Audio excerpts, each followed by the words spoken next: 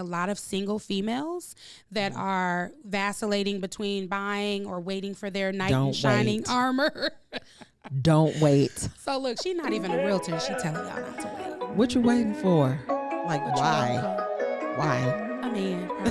For what? And we love our men. And like, don't get me wrong, clear. he's added tremendously to this. Yes.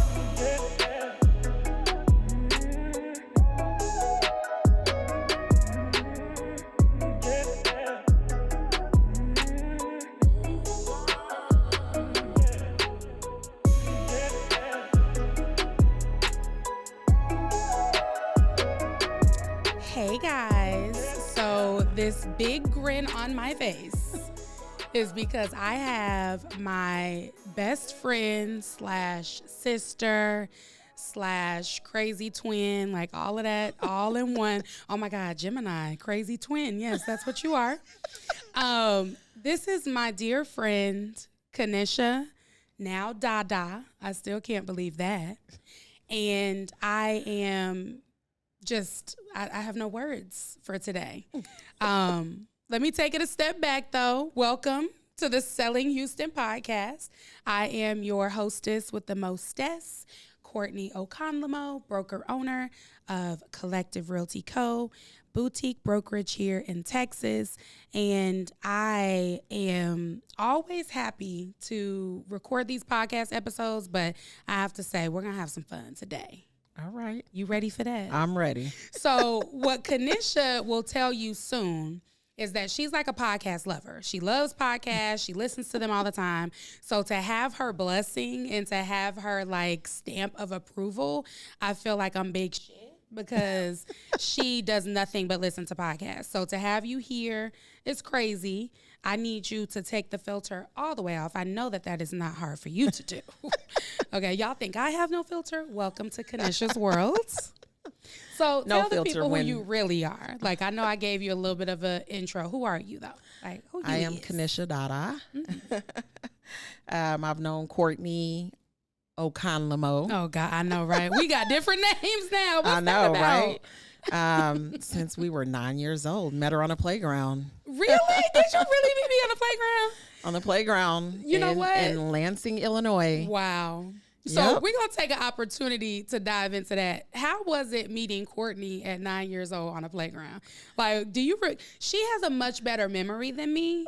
So I'm going to let her take y'all on memory lane. Like, what was I like at 9 on a playground? Was I nice? The same. Was I inviting? You were nice. I felt like you were a little different than me, like as far as like how you grew up. Right? Really? Yeah. Tell me about that. What do you mean?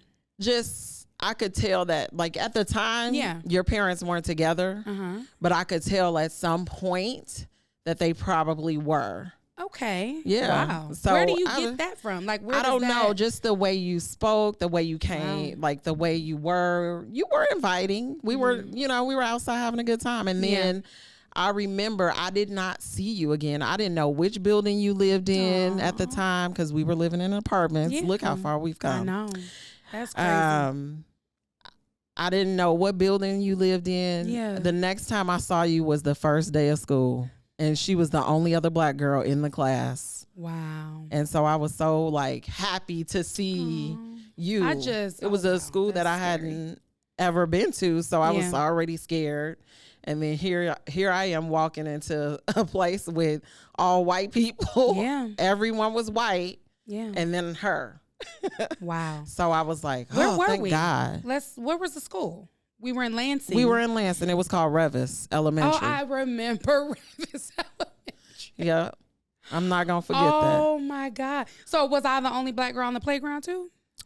Well, it was just us on the playground because it was at the apartment complex. And it was you. Right. Mm-hmm. It was you, Tristan. That's another He probably don't even remember. Tristan. And John. At the playground. Yes. And it was me, Dewan, and my cousin Tiffany. Stop. Because Tristan's in the room right now. He don't even remember. Do you even remember this? This is deep. This is deeply crazy. And you was like, these my two brothers. Oh, you was a brother back then. I put you into a cousin. I gotta bring brother back. Tristan's my brother. That's my brother. What? Yep. Okay, because everything's a blur for me. So I like having people around me that remember shit, if you haven't noticed. Wow. Yep. So we go back to the 80s. What? No, early that was 90s. early 90s. Early 90s. Yeah. But that's something else. We I'm about speechless. to hit 30 years, y'all, in 2024. Really? Because I've been throwing around 30 years for a minute. So it's about 30 to be years. 30. Okay. Well, nobody knows me better than Kanisha. Nobody knows Kanisha better than me. Maybe her man a little bit. Oh, damn. Well, there you go. Hey, Emmy. So anyway, today, I think that people are going to be surprised to learn that not only have we known each other forever, we've seen everything happen in each other's lives. I'm talking about everything. I mean, life really don't even start until you're, 15? And we knew each other almost 10 years before that hit. So what we're going to do is, once again, what I always do, change the narrative. A lot of people think that you cannot do business with family, with friends. I couldn't be more disgusted by a comment like that, and here's why. You should be trusting your family and friends more than anybody else. I mean, I don't know what kind of experiences you guys have, but for me, it's always been family or nothing. That's how I was raised. I find it very interesting that you would use that example and say, I could tell you were different the way you spoke, the way you carried yourself at 9 years old, and you immediately equated that to a 2-parent household or to just maybe a love of family and a feeling of family. And for me, that is the only thing that I know. So it's important for us to be led by our own experiences versus what we think everybody else thinks. And you're here to set the record straight today. True. So let's take the people through our lives in Houston. We both relocated here. Kanisha knows this story better than me. Sorry. So tell the people how we both even got here. How did we get here? Because I don't remember. Taking it back to where people say don't live with friends. In college, they say don't live with friends. I lived with a friend in college at the dorm, and it was horrendous. We won't go there. We've moved on. I'll just wait. We've moved on. I'm bigger and better at this point. Oh God, she is. But people said don't live with your friend, and we lived together after I graduated. You had graduated a semester before me. I had a delay because of transferring schools. Yeah, but I was ready to move out of my mama's house. I was like, I gotta go. And you were, the realtor. So I was a realtor when I moved in with you. Exactly. You were. Wow. I think I found us the place. You had how do I not remember this kind of stuff? I'm so confused. I still got the emails. Are you serious? Yes, from when you were looking for places for us in Chicago. Wow. Yeah. Well, and when we lived together, I had a great experience. No issues. Like zero. None. She was clean. None. She cooked. So here's the hack, right? Here's the roommate hack that I like to share with people. Tara and I were talking about this the other day. I don't know how it came up. Kanisha worked nights and I worked during the day. Right. So we basically were, passing in the night. Is that what it's called? And we turned up together. We had get-togethers at the apartment, a condo together. We still hung out and did a lot of things together. But when she got off work, she had the house to herself. When I got off work, I had the house to myself. It was perfect. It was perfect. It was perfection. So we lasted, the term of whatever that lease was. And then I left you. Is that how you feel? Yep. She came to Houston and I was like, I'm Chicago. What did I tell you? I'm Chicago. I was like, I'm Chicago, ride or die. I'm not leaving. Yeah, she never wanted to leave. I did not want to leave that place at all. And look at me now. But tell the people you were why. Like, well, first tell me why did I leave, and then I want to know why you felt that way. Well, I felt like you left because there was nothing left for you in Chicago. I plateaued, maybe. Yeah, kind of like you were done. done with whatever you thought you were going to be able to do in Chicago. So you were like, I'm leaving. And I was like, sad, but then I was happy for you. I was like, oh my goodness, she gonna get out of this place. Wow. I was just happy to not still be living with my mama. Because she was rolling. Kanisha, one thing she done did her whole life is kept a bag. Like you've been like making grown woman money since we were in our 20s, like early 20s. I mean, I had a career. I mean, you came out with a career. Right. I came out of college with a career. Yeah, as a registered nurse, so that people know. So, but here we go. Like twinning. You hear that? At the same time. But Kanisha has always been financially responsible. She's always had excellent credit from what I know. And she has always been just super responsible. Yes, I've had some, issues in the past, but then you learn from those. You learned early. You learn, you learn from those mistakes. I moved out and I had 2 paychecks, y'all. Wow. I moved out with Courtney. I had 2 paychecks, but I made it work. Yeah. I had never made that much money. So I was like, I'll make it work. But I did rack up credit card debt. Okay. But I always paid my bills on time. Right. So it doesn't matter how high those credit cards were, I paid them on time. Wonderful. So I love that. That was it. And then when I got the opportunity, I paid them off. Right. So I love it. I love it. So I left. Yeah. I said there was nothing left. And then how did you end up getting here? Like, what happened? What had happened? Because I know. I remember this. It was January. And it snowed really bad in Chicago. Mm-hmm. It took me 2 hours to get to work. 2 hours. I lived less than 20 minutes from the hospital. Wow. It took me 2 hours to get to work, and I was like, I'm done with this snow. I don't know how much more I could take it. Mm-hmm.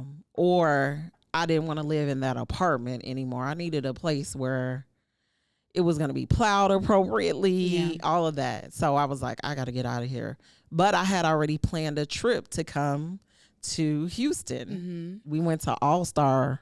Oh, really? In Houston? In Dallas. Okay, in I remember Dallas. This vaguely. We went to All-Star in Dallas. Oh, God. I remember getting off the plane from Chicago. I had a coat on, and it was freezing. I got off the plane and got to Houston, and I had to take my coat off.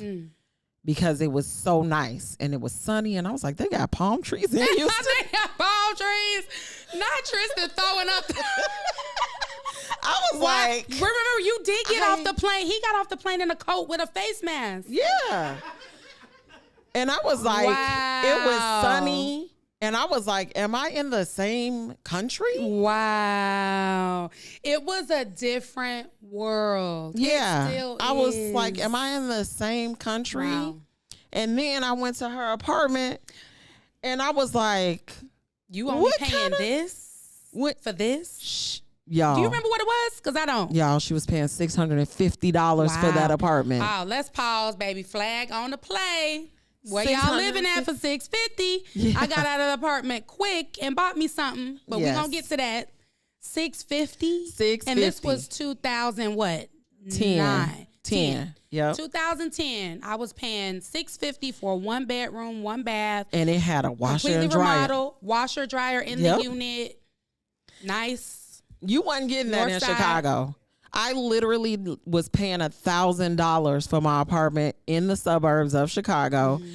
And I had to lug my laundry downstairs to wash clothes, pay to wash the clothes, lug groceries. Now I did live in a nice, they had concierge. They got my packages. They had a gym, an office, all that.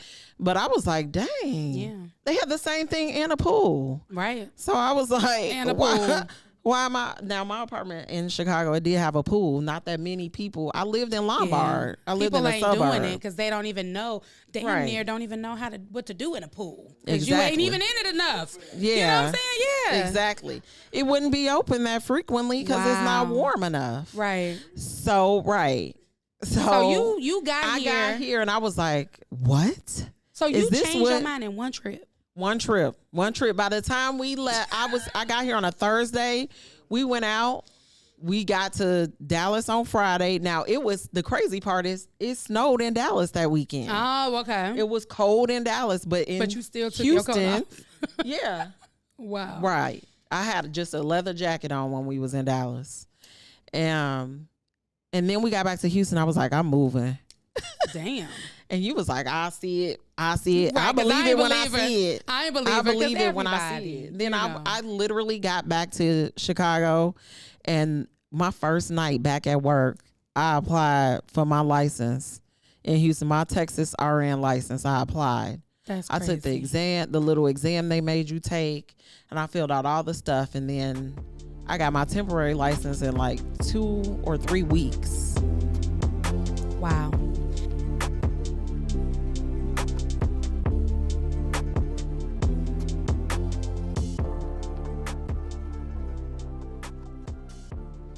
Okay, so you basically made this decision in one trip, went back, got your license, and I had moved here on a Memorial Day weekend I'll never forget. And then you turned around and moved 1 year later on the same damn weekend. Yep. Memorial Day weekend. So that means not only did I move and relocate, you immediately came down to visit me because you missed me so much, and I missed you too. And then we did what we did, and then your next trip here was you moving here. You didn't even come back again. No, did you? I came back once. One more time. One more time to do in what? April. I don't even know. We you just remember came. what it was? Okay, it was me and 2 other girls came. Okay, and Or I don't 3. remember. I don't even remember. It was Portia and oh wow! Vicky. Oh yeah. Okay, Yeah. I remember that. Yep. So long story short, you relocated. Where did you go? Because we relocate a lot of people at the firm. As agents, we relocate a lot of people that move from other states. What was your first introduction to that? Because just so everyone knows, yes, I was licensed in Illinois, but I had a huge hiatus between moving here and getting licensed here again. So I was not licensed when Kanisha moved, so I wasn't able to help her with her relocation process. So what did you do? Who did you turn to? How did you even look for help when it came to housing? I don't remember. Okay, that's a first. I feel like first I lived with you, but I was looking. I didn't know how far my job was and the traffic was going to be from where she lived. I just knew I was going to get this job near her place, and I was going to be living out that way. But God has another plan. He had another plan for me. I think you talked about West Chase area. Okay. Melly. Oh, Melissa. Yeah. Melissa. Shout out to Melissa, who like literally showed us the entire city of Houston. Yep. You know, she has a baby now. I know. Did you see him He's yesterday? So cute. Oh my God. So I saw him online. I saw him online too, and That's I was unreal. like, oh he my don't even God. look real, girl. He doesn't even look real. So she I think, did she live in West Chase area? I don't know if she lived in West Chase. She mentioned West Chase. Okay. And so she was like, it's not far from the Galleria. Right. It's like the center, and you could still get to the medical center from easily. there. Yeah. And quickly. Kind of quicker than where we lived at the time. Right. So I was like, okay. And I started looking at apartments out there, and I literally was going to give up.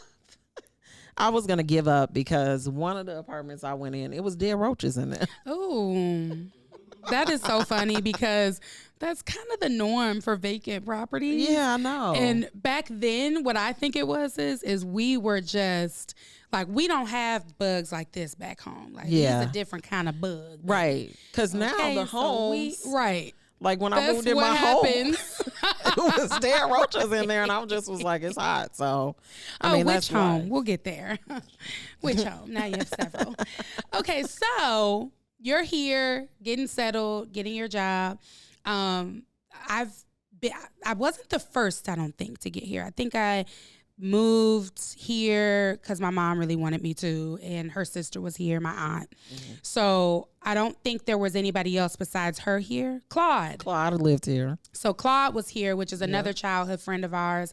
We go back to the 5th grade. We met in 3rd grade, right? Fourth. And we met Claude in 5th grade. Shout out to Claude. Right. He's bought and sold several properties with me too, another family friend.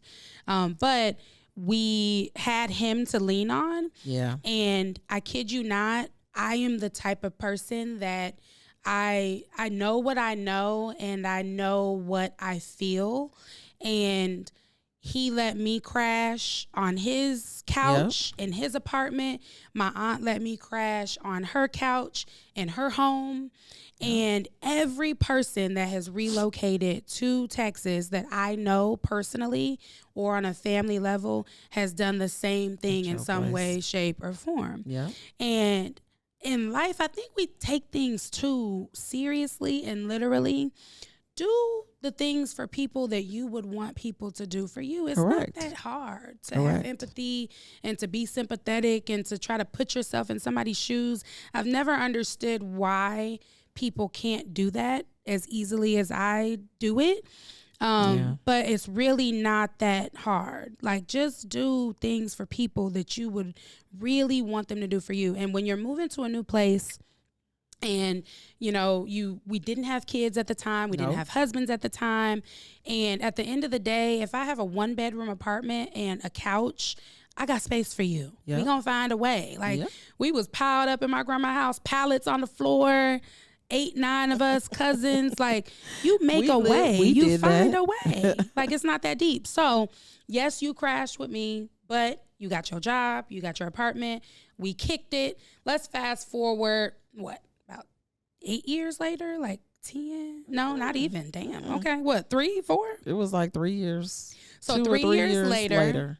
What? Yeah. I bought my home. 2 years. It was 2 years later. Okay. Yep. So 2 years after moving here, relocating from another, city and state. And also, I didn't have a job. I came here and was literally starting over, which was why I lived with my aunt for a little bit until I found a job. And then once I found a job, I got the apartment really quick.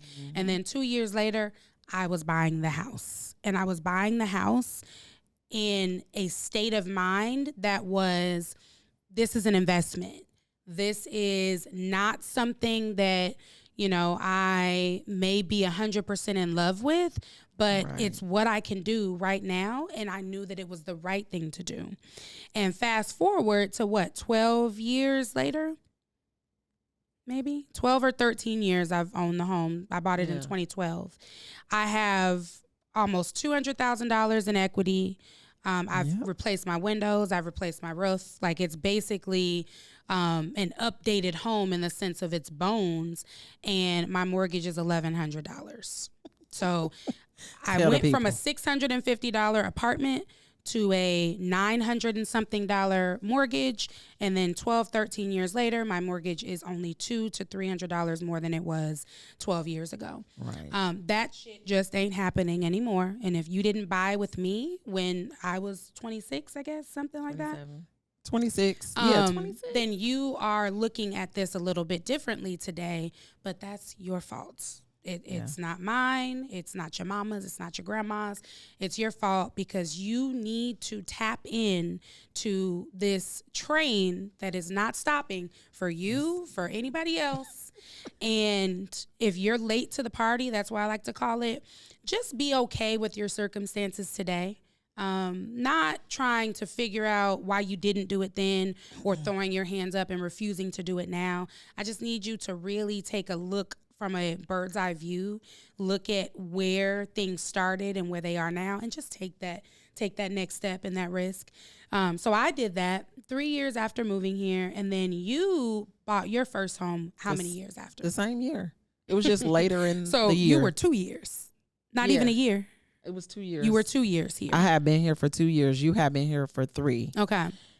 And I bought my home. You bought yours and you closed in April, I think. Yes. This is really ridiculous. How do you know that? I literally closed in December. I do remember yours in December. I didn't remember what year.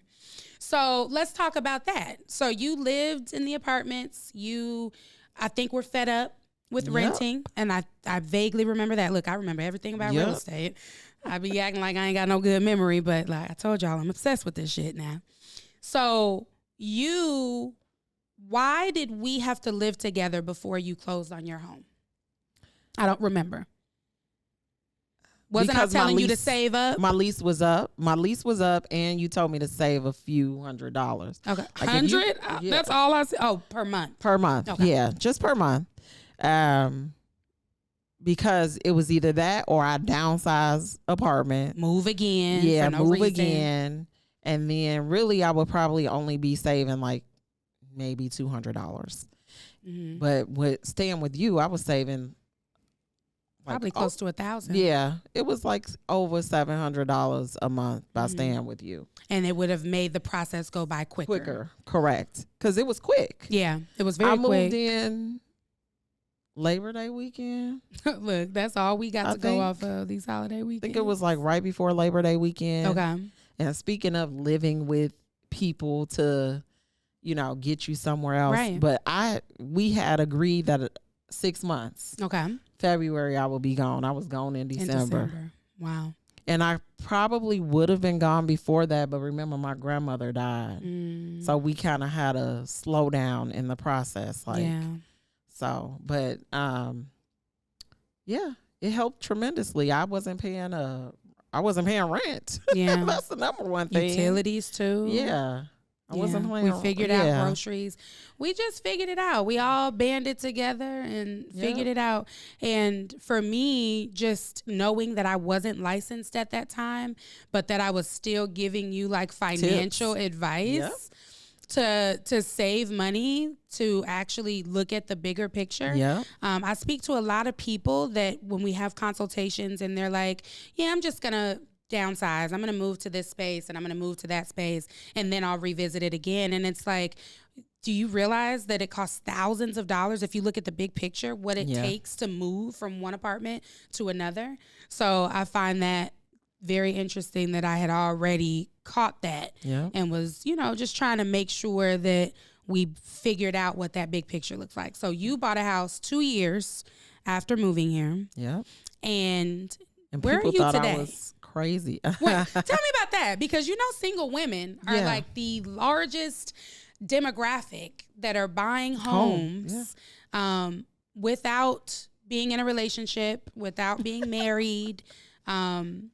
It's very intriguing to me when I meet young women that are hesitant and nervous to purchase real estate while they're waiting for their husband or while they're waiting for a companion. And the reason is because when you are dealing with making these purchases, you need to go into it with not necessarily your exit strategy, but a big picture look. Because at the end of the day, when you meet your man, your husband, or whomever, we can rent that property out. We can sell that property so that you can bring something to the table when you and your husband go to purchase something else. There are ways to get around it, but you're going to wait 7, 8, 9, 10 years and lose out on all that equity that you could have been building and all that nest egg money that you could have had just because you're not in a relationship. It makes zero sense to me, but I've always tried to understand why somebody would feel that way. So you are actually the epitome of this type of story, because let's fast forward to today. You're now in property number 2. Correct. Right? Courtesy of who? Collective Realty Co. Tell them, girl. And Courtney O'Connell.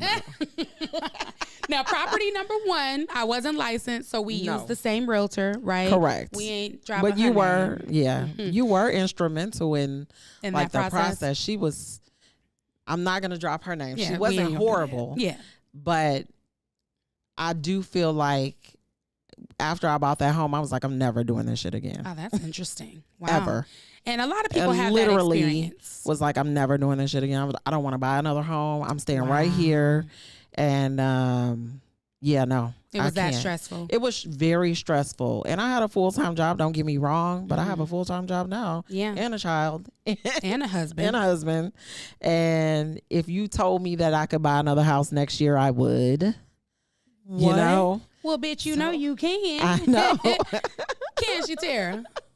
Tell her. No, but seriously. So bumpy ride, but that's exactly why you need to choose the right, professional for the job. And I feel like I carried her through my transaction. Yeah. And she you was carried familiar. her through mine. We didn't know anybody here, right? So she was familiar and she kind of helped us navigate property number 1. We got settled and all of that. I want to take us to today more so because your story is probably going to resonate with a lot of single females that are vacillating between buying or waiting for their knight in shining armor. Don't wait. So look, she's not even a realtor and she's telling y'all not to wait. What you waiting for? Like, What why? Why? A man, probably. For what? And we love our men. And like, don't get me wrong, clear. he's added tremendously to this. Yes, they always do. Yeah. Companions always do. Yeah. However, it really shouldn't stop your growth as a woman, as a single person in general. So today you own 2 properties. Correct. And obviously you're married. You have a daughter. My precious Zoe. She's too cute for words. Like, just too cute. But we are wanting to know, at least I know the audience wants to know, when did you decide to buy property number 2? Did you think it was possible? What made you do it? Talk to us about that. So what COVID was, it was over. Mm-hmm. It was over. And I regret, I'm going to be honest with you, I regret not just buying another home in 2020. Oh. There's a lot of y'all out there. Yeah. We had a lot of changes. We were having a child. Mm-hmm. But what happened in 2022 that I remember? What happened? I have been trying to get a leadership position at my job. Mm-hmm. And I didn't get it. Okay. And so I was kind of like, we need some additional income. Okay. And I called you and you was like, what you sitting on this cash cow over there. Yeah, that you was sitting on a cash cow over there. So let's talk. Mm-hmm. And I was like, but what we going to do? Like, I could sell the home. And you was like, no. I was like, we ain't selling. No, you're not selling the home. What about y'all moving? And I was like, I don't want to move, but I was like, you know what? Let's have a conversation. Let's do a real consultation. So I had a consultation with you and Bae? Yes. Let's do a consultation. Go ahead. When are y'all available? Mm-hmm. And we did the consultation and he agreed. He agreed with Courtney. Like he was like, we could move into something that we want. Right. And how crazy I was thinking. What? He put me in check talking about we not gonna find no $350,000. Girl, that's what you thought you was buying in 2020. What was that? 1, 2, girl, bye. Not with Kanisha taste. He was like, what you think we gonna get for? And I was like, how much a home? I wasn't looking at how much homes were because I had a home. Yeah. So and a low ass payment. Right. And so I was like, maybe 375, 400. No. Not what I wanted. Right. Right. Especially when you're going to make a huge upgrade. Right. Like that. Not what he wanted. So he is the one who made me realize that, dang, we're not going to be able to get what we want for that low. But he agreed with Courtney with let's rent out the property, let's buy a new home and upgrade y'all. So there we went, you know.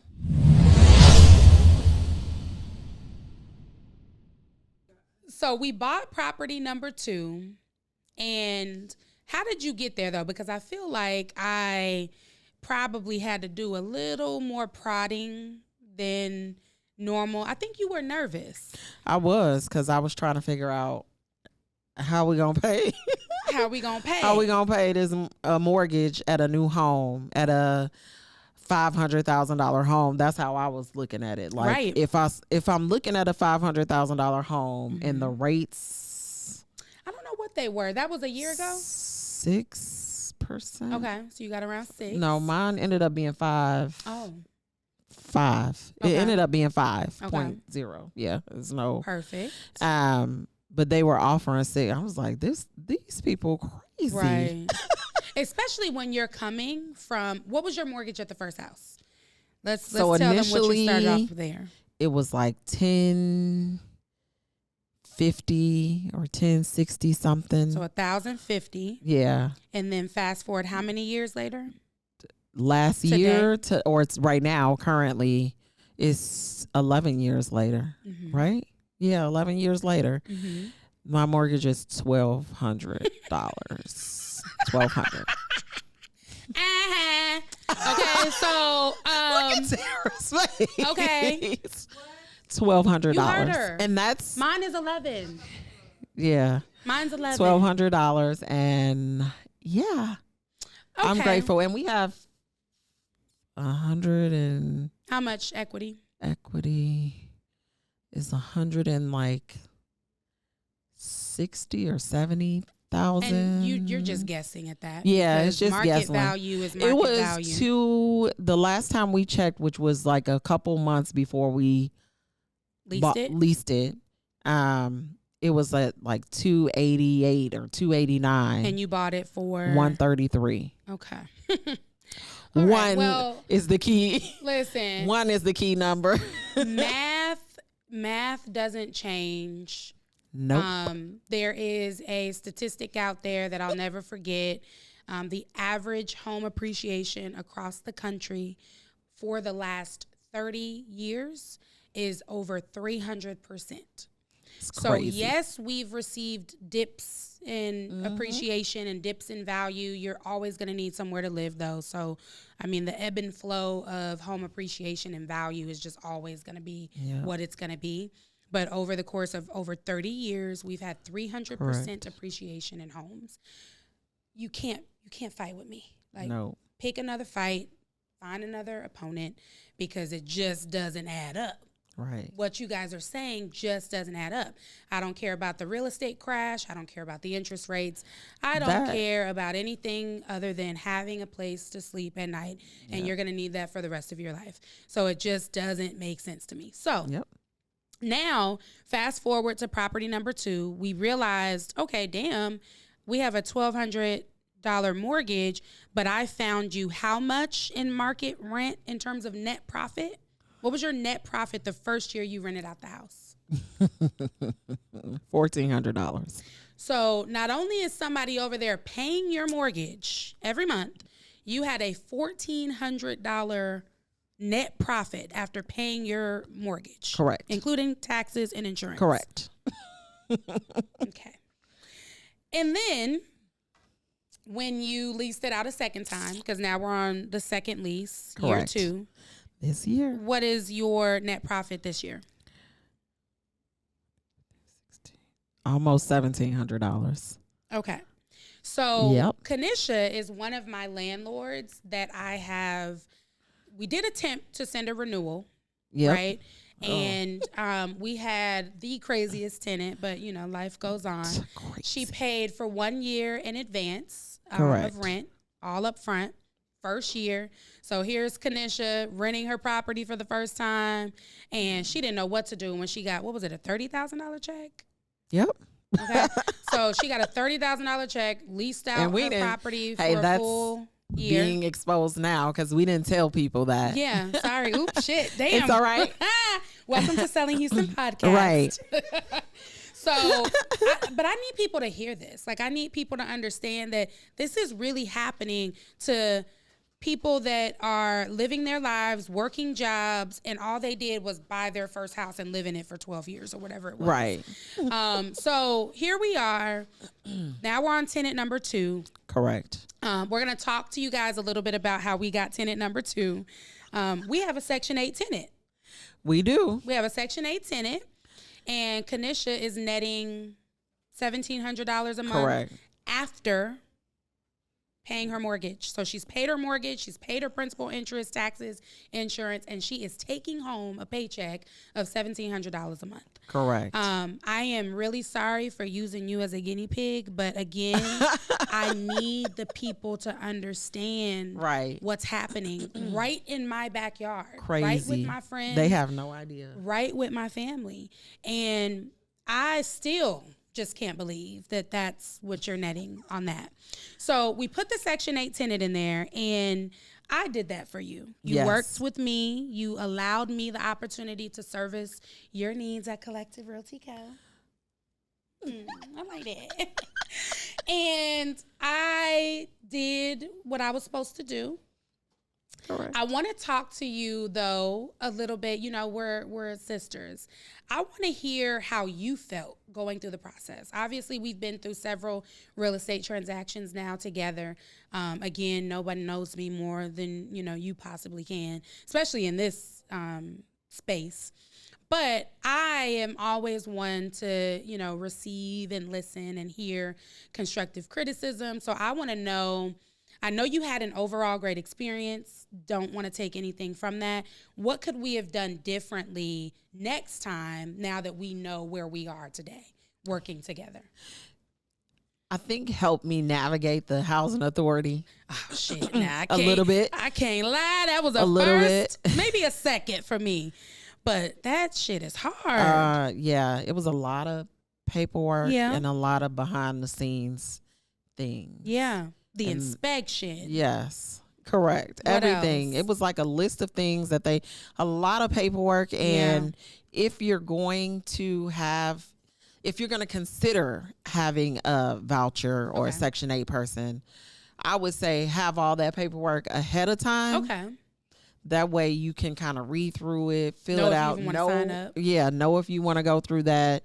Even after, like, the contract that they sent me. Yeah.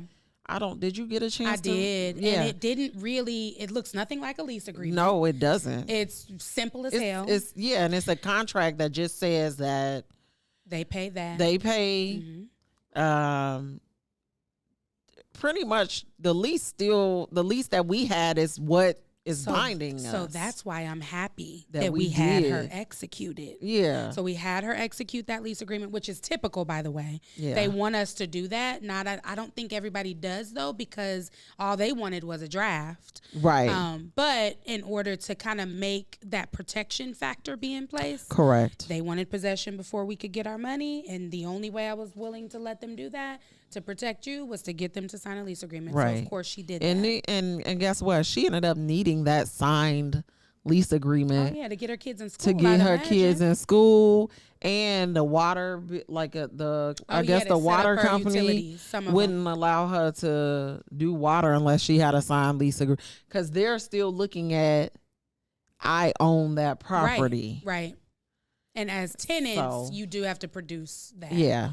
So basically we would have prepared for our Section 8 voucher tenant, which, correct. I actually, it taught me something as well in terms of obviously that, right? Just knowing up front, number one, how much vouchers are paying for my landlords. Yeah. So when we find that out, we can list the property for at that amount. Instead of saying when we go into a situation, I don't know, I can't deal with a voucher tenant. I'm not really sure if I want to do that. Whether you want to do it or not, let's at least take this route just in case, because you never know. That may be all that wants to lease your property, or that may be all the leads that we get in the beginning. Right. And for me, it also gave me a newfound understanding of vouchers and a acceptance of them. And the reason is this. When you rent a property and you're a landlord and you're renting it out to a tenant, you can still have a 6-figure earner with 800 credit have a health emergency, have a loss of job or income. They can still go through the life cycle of things happening that are not going to allow them the ability to pay their rent. So for me, if I have a property that commands a high value in rent, I am absolutely going to consider Section 8 tenants that I properly screen, that I interview, that I make sure I have a good rapport with, all of those things, because at the end of the day, it is surefire, guaranteed rent, no matter whether or not that tenant falls ill, loses their job, if they have one. All of that stuff doesn't matter when you're dealing with a voucher tenant. On top of that, with these voucher tenants, you tend to realize too that even though they are getting this voucher and they may not be gainfully employed, if you will, they still are people that deserve opportunities more than anything. And I think that they get a big stigma that really needs to be removed. Yeah, my mom used to be a voucher recipient. Wow. And that was many years ago. Yeah. I think when we lived in the apartment, I don't think we were. Okay. Of course, because they just getting money. Right. They don't care. Right. But when we did live in a house, like a duplex, house, and I do feel like maybe the owner probably did that, but they were nice because they knew that my mom had a job. Yeah. It just wasn't a lot. Yeah. And she was a single parent. Right. She was a single parent and it was just her. Yeah. So, and I think part of the stigma too is, oh, they're going to trash my house, and oh, they're going to do this, and oh, they're going to do that.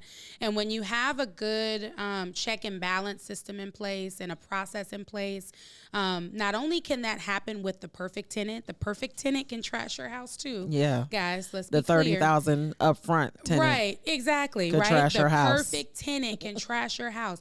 So as a landlord, you need to be more focused on making sure that you are saving some of that net profit for a rainy day, to make ready the unit again for the next tenant. Everything is not a get money situation. You are always going to have to spend a little money to make money. But I kid you not, you will never go wrong with taking that next step of purchasing real estate.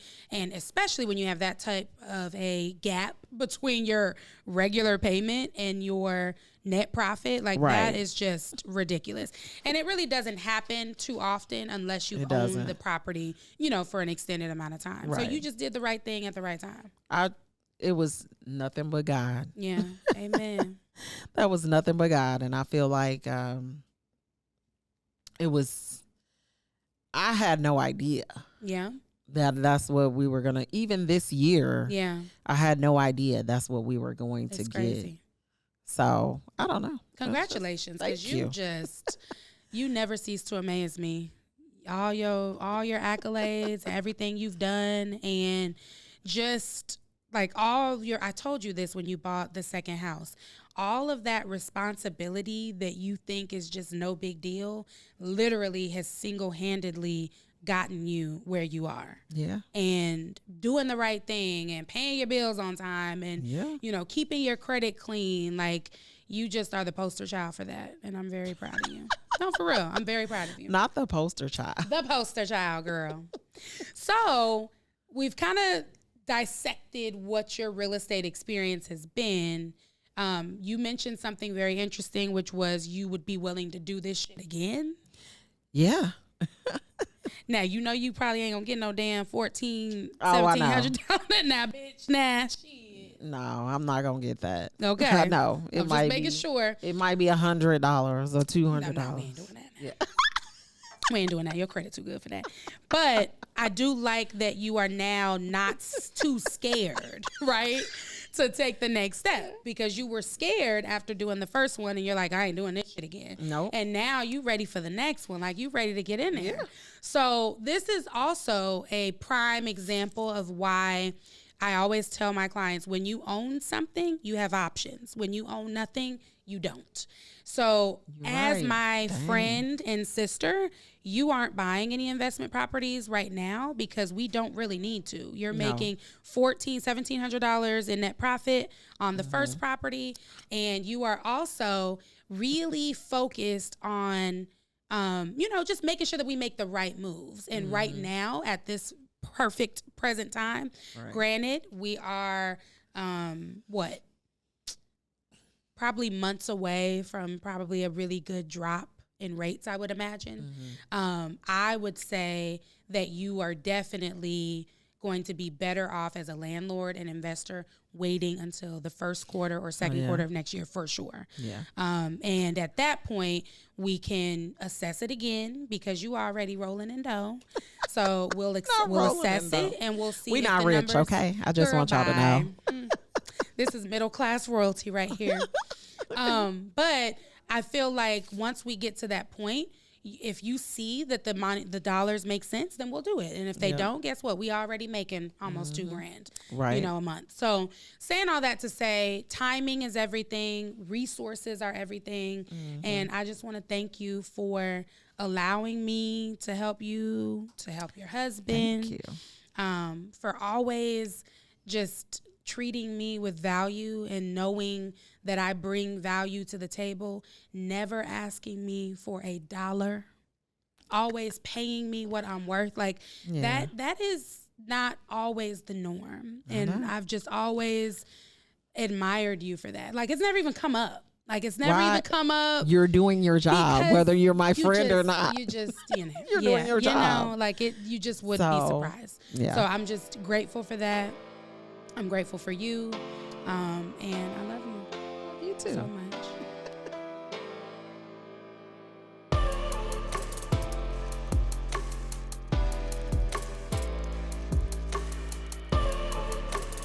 Uh-oh. Is it called Be Fucking For Real? Nope. Oh. Uh-oh. We're playing the 5-second rule. What? That's right. What is the 5-second rule?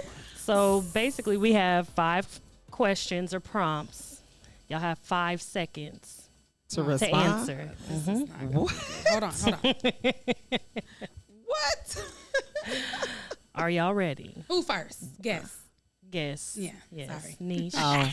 That's you, love. Okay. All right. You ready? I'm ready. All right. Name Look at your face. Sorry. Name 3 of your best friends' go-to drinks at the bar. Sidecar. Coke and cognac. And then I don't know. Who is that? Lanita? Coke and Who? cognac. Oh no, 3 best friends, right? No, 3 drinks. 3 Oh, drinks. of your best friend. Oh, Yes. okay. Cognac. That's your Go-to. Go-to. The sidecar was She it. said baby. alcohol. Oh, 3, right? 3. Okay, well, you ain't get it. Go ahead and grab shot. that decanter, honey. She wanted that shot. She's gonna need a refill. Oh, Jesus. Do I need to do it I again? gotta eat. Right. No, you don't. Courtney. That's not. Oh, that's not bad. That's Remy, baby. Oh, that's good. You got to take it back to the to the Chi-Town days. Now that I could do that. You could do that. Well, Yeah. okay. Well, we got We'll 4 see. more. We'll We see. got 4 more. 4. Yeah, there's, Oh and my you're God. both Okay. answering. So Courtney, now Oh. you're up. 3, Wait, the second. Hold on. 1, She getting a chance. 2. Oh, I can go now? Yeah. Okay. The sangria margarita. I would say the damn. What do you order at the bar?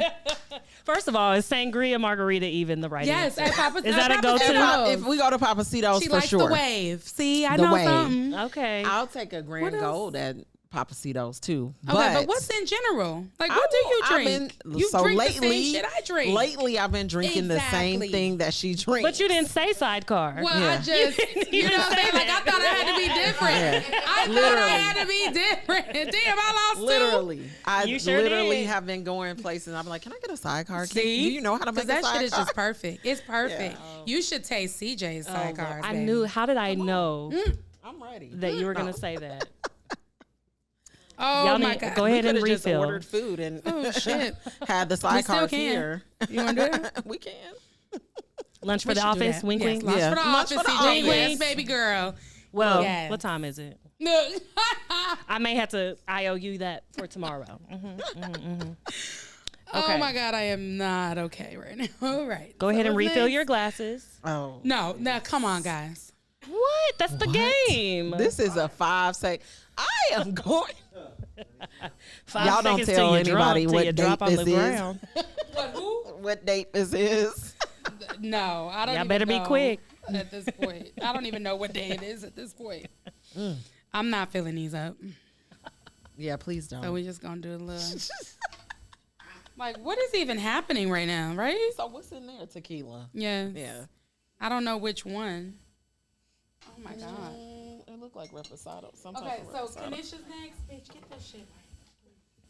Oh man. What it got? It ain't got nothing to do Okay, with I made. You lost too. I'm going to give y'all some grace with this next one. Can we Okay. get 10 seconds? This next one you may need Oh, it. shit. You may need it. Oh, my God. So I'm gonna have some grace for y'all. Okay. Hi. Because you're supposed to name 3. I'm gonna say just name one, but they got to be different. Y'all can't name the same one. And I'm gonna give you 10 seconds. Okay. Name one embarrassing moment that the two of you shared together. Go. Together? Remembers everything. I don't have one that we shared together.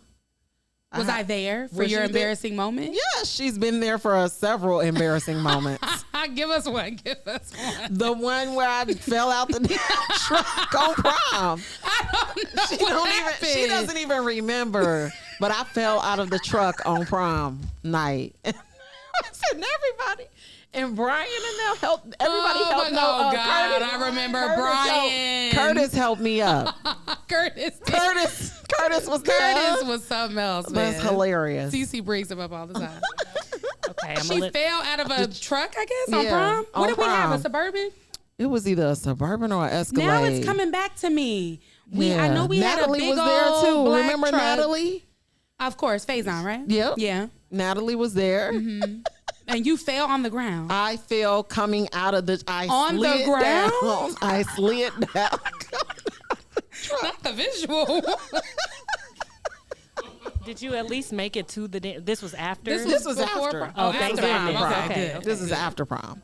Okay. It's well after prom. So, I really love the spirit of CC in these questions. I don't have a good memory.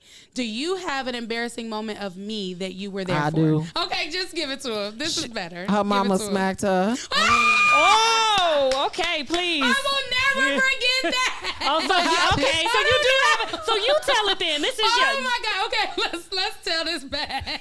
And I was my mom's like- gonna be mortified, but you know I what, was Mom? like, there will be what? other moms that will stand with you. So I definitely got punched. we were at my house, Yep. and y'all know I got this slick mouth. I mean, Mm-hmm. Tristan. He already It know. is what it is. I mean, it is what it is. So listen, slick mouth. All my girls were there. At least 3 or 4 of y'all, right? Yeah. Mm-hmm. Okay. And my mama said, Tara I know was there. Jasmine. Was Jasmine there? was there. Jasmine, you, who else? Was it Shanae? Maybe. I don't Did y'all remember. laugh at me? No, I was in shock. Okay, wait, let's I was dial like, this Miss back. Rhonda Because Bio is going to think slap that this is the people? funniest shit ever. So, we were, I don't know what happened before or after this. I'm sure I was on punishment forever after. Mm-hmm. But I don't know what led up to this. But anyway, I guess I just thought I was going to tell my mama what time it was in front of other people. One thing about my mom is we have a very playful, loving relationship. And we can joke about anything if ain't nobody else around. We could say whatever. She's very receiving of us and understanding and all of that. But if you do it in front of other people, I learned that day. Now, granted, I've had some things after that I still probably should have thought twice of. But I said something to her, and she literally slapped me in front of all everybody. my friends. And I was like, I'm what sorry. just happened? She has one like that too? Oh, Really? God. Y'all gonna get mama in trouble. Okay, we ain't gonna tell nobody But else. that is the funniest shit ever. And you remember. Yes. Okay, can you tell me what she did? Was it like, did my face move? Like, what happened? I felt like we were on a TV show. Like it was not Real. Like it was not What real. did I say to her? Like, do you I remember don't even any remember what you details? said to her. You were getting smart. Uh, I was like, oh, she talking to her mama. What else is new? I mean, Slick. you know. I mean, we all did, but you were. I was feisty. Yeah, you were, and I can't believe it. Feisty ones?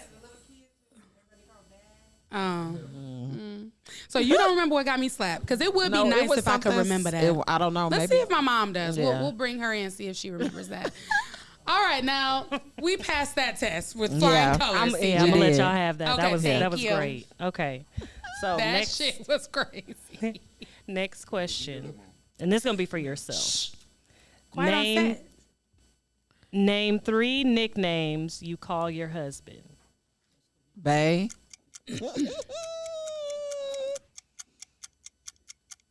That's it. 3 nicknames? Yeah, you got something. You over, baby. I only call him one thing. Just bae? Yeah. I don't call him nothing else. Courtney. Not easy. Baby, babe, babe. Don't I call you that, babe? See, babe. I just said it. No? Okay. That's fine. That's mine. Number 4. Name 3 ways to say you're ready to go without saying you're ready to go. Oh, you know mine. What is mine? I have no idea. No, we got to know our own, right? Right.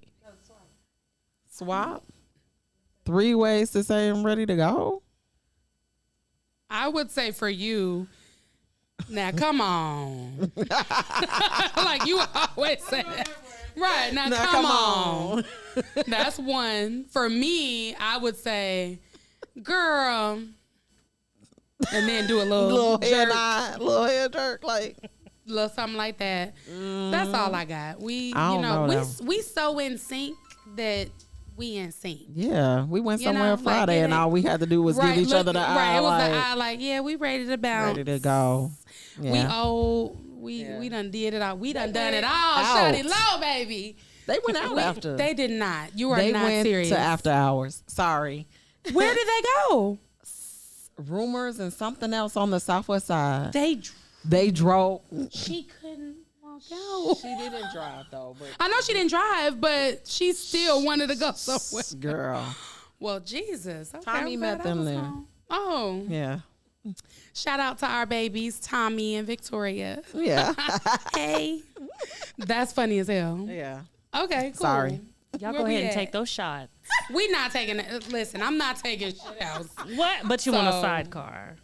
I'm side-eyeing you. A sidecar is not a shot. Okay, let's cheers. What'd you say, Tris? I can't believe my mama slapped me in front of my friends. That was a good one, sis. You said you got another one on. I would love to hear another story. I don't think I got another. We not pouring nothing in there. If we get it wrong, we'll pour it in. Oh my God. Oh Jesus. Yeah. Okay, last question. Name 3 ways, and they have to be different, to make money in real estate. They have to be different. What does that mean? Investment property. All the shit you doing. I mean, what I'm doing right now, which is being a landlord, that's not an investment property because I didn't purchase it to make an investment. I purchased it to live in it. Oh. And then the third way, I had no idea. I mean, there's other ways, but I mean, you could sell it because you gonna be drinking. I mean, you could sell homes. Okay, sell that shit. Yeah. Sell her house. Say sell that. Okay, so that was investing. I think house hacking or land because she said she's living in it. Right. Right. Okay, so investment home. Just act like you. Okay. This is over because I'm not taking that shot. Yeah, because you bogus as hell for this. I do like this question though, so I'm gonna say selling real estate as an agent, buying homes to flip them, so buying them, remodeling them, and then reselling them, and then lastly, I would say investing in real estate stocks. Oh, that's a good. Oh, Ta-da. oh yeah. You like that? Yeah. I'm so smart, huh? Oh, okay, so is that the last question? Mm-hmm. Okay, if that's the last question, I want to give the audience a treat. Because you said you got tons of embarrassing shit on me. So that was one. I need the second embarrassing I have no moment. idea. You said there were 3 at least that you could think of. No. Okay, think of one more. What's one embarrassing moment that we shared together? Oh, God. You remember everything. I know I do, but sometimes I don't blanked out. think of it like it's embarrassing because we've known each other for so Well, I need you to think of it because that slap took me out. That was funny so much so that I want another one. Not another slap. Not another slap. I'm trying to think. It's not another slap because I've only witnessed one slap.